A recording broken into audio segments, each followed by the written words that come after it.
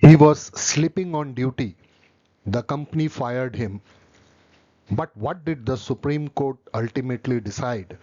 This is the story of Bharat Forge Company Limited versus Uttam Manohar Nakate. This case eventually reached the Supreme Court of India and the judgment was delivered on 18th January 2005. But before we look at the Supreme Court decision, let me ask you a simple question. If you were the HR head, what would you do? So, if you were the HR head, what would you do? Option A, dismissal because sleeping during duty is a serious misconduct. Option B, give the employee a warning and another chance. Or option C, investigate first, understand the facts, and then decide what proportionate punishment should be given. I want you to keep your answer in mind as we go through the case, because by the end of this video you can decide whether your initial answer was the same as the Supreme Court's approach. Now let's meet the employee at the center of this case. The employee in this case was Uttam Manohar Nakate. He was working as a helper at Bharat Forge. According to his statement recorded in the case, he had been working with the company for about 14 years. The case relates to a manufacturing workplace in Pune, so we are not looking at the story of a completely new employee. There was a substantial employment history behind this dispute, and then came the incident that changed everything.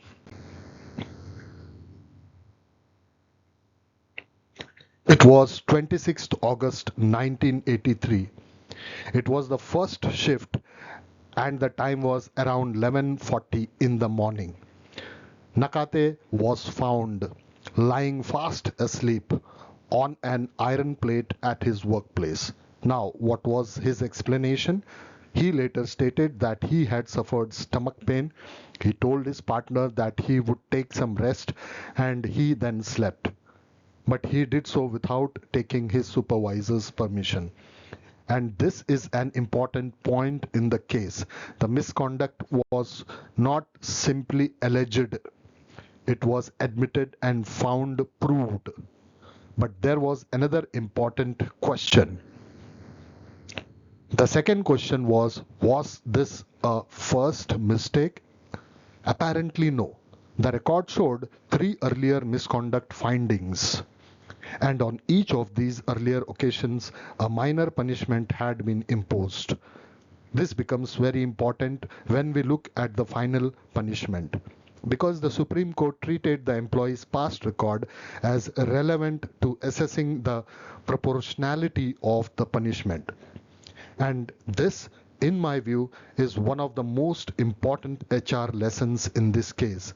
When deciding disciplinary action, the current incident may not always be the only factor that matters. The employee's past record can also become relevant.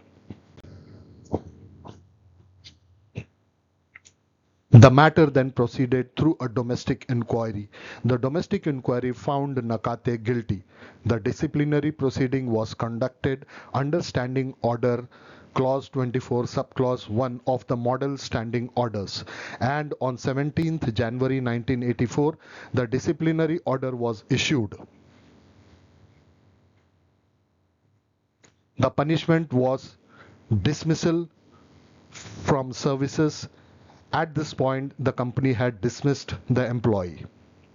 But the legal battle was far from over. And now, let me ask you another question. What would you do next if you were the employee? The employee challenged the dismissal and the matter reached the labor court at Pune.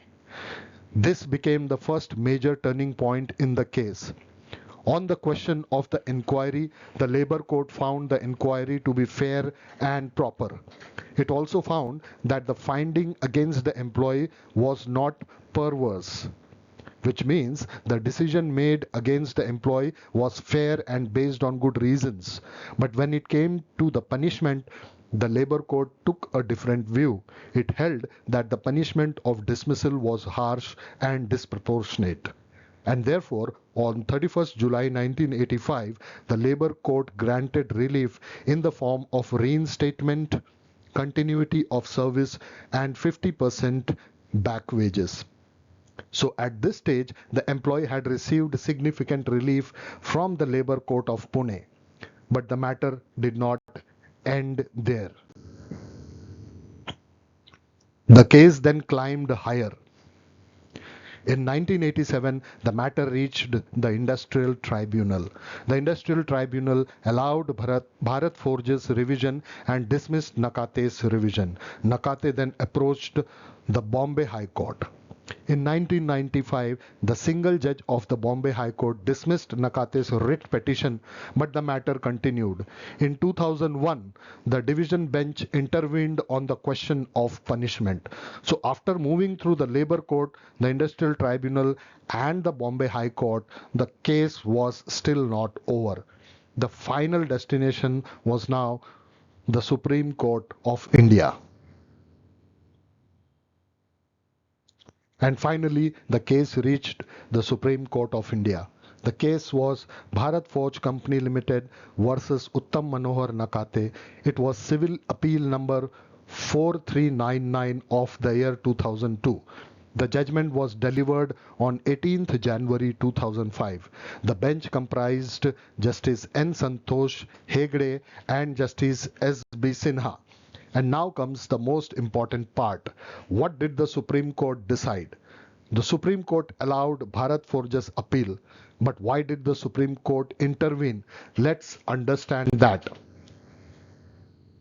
So why did the Supreme Court intervene? First, the past record.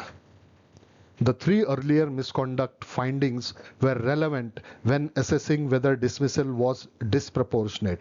Second, conduct during the inquiry. The court also considered the employee's conduct during the domestic inquiry. And third, the legal test. The court held that the punishment was not wholly disproportionate or arbitrary on these facts. And there is one sentence on your screen that I want every HR professional to remember. Each case must be decided on its own facts. This is extremely important. A judgment should not simply be converted into a blanket rule and applied mechanically to every employee or every misconduct case. Now, this is a very important distinction. This case does not mean that sleeping on duty always justifies dismissal. That would be an incorrect way of understanding the judgment. Rather, the punishment has to be assessed based on the facts, the misconduct, and the employee's record. And the Supreme Court itself said, each case, therefore, has to be decided on its own facts. For HR, this distinction is critical. We cannot take one judgment and say, this is the rule of every case. We have to examine the specific facts before deciding the appropriate disciplinary action. Now let's look at this case from an HR perspective. I would take away three practical lessons. Number one, document. Record the incident, the evidence, the employee's explanation, and the disciplinary process. Number two, look at context. Consider the seriousness of the misconduct, the employee's role, the impact, the past record, and the surrounding facts. And number three, test proportionality. Before deciding the punishment, ask, can this punishment be defended on the facts of the case? Because a disciplinary decision should be defensible, not merely decisive. As HR professionals, our responsibility is not simply to take action, our responsibility is to ensure that the action can stand scrutiny when the facts, the process, and the punishment are examined together. Now let me make a useful comparison with another case that I have discussed on this channel, DK Yadav case. The two cases involve very different HR questions. In DK Yadav case, the core question was the termination process fair? The focus was on the opportunity to be heard and the principles of natural justice. This is because there was no opportunity given to DK Yadav to present or defend his case. In Bharat Forge case, the core question was different. Was the punishment disproportionate on these facts? Uttam Nakate was given full opportunity to present and defend his side each time he did the misconduct. The focus on his case was on the misconduct, the employee's past record, and the proportionality of the punishment. So remember, two dismissals, two different HR questions, and that is why HR professionals need to understand the facts and legal principles of each case separately rather than mixing them together.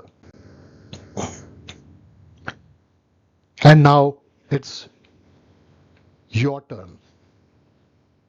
If you were the HR head, would you have dismissed him? Would your answer be yes? Would it be no? Or would you say it depends? I would really like to know your reasoning. So please tell me your answer in the comments. And don't just tell me yes or no. Tell me why. What factors would you have considered before deciding the punishment?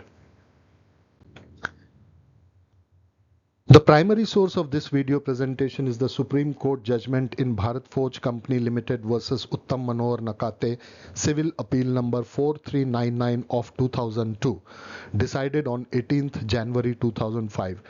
This video is for educational and informational purposes and should not be treated as legal advice. The original judgment should always be referred to for the complete legal position.